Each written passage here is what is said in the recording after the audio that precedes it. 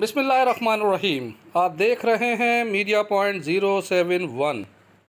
दोस्तों, इस वक्त मैं मौजूद हूँ जिन्ना म्यूनिसिपल स्टेडियम में, जहाँ पर बेनज़ीर भुट्टो शहीद नाइट क्रिकेट टूर्नामेंट में दादू और लाड़काना क्रिकेट टीमों के दरमियान मैच जारी है।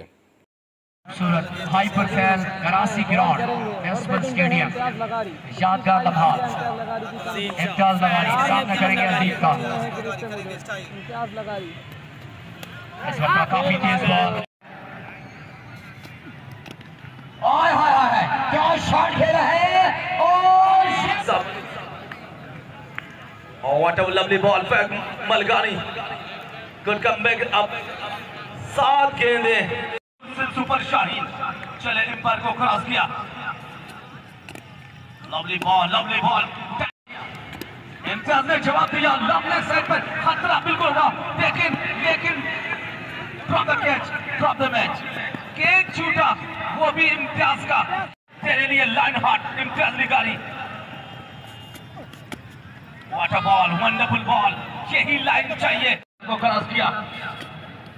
This time play the shot in the air, लेकिन safe side deep final area पे फील्डर तेजी का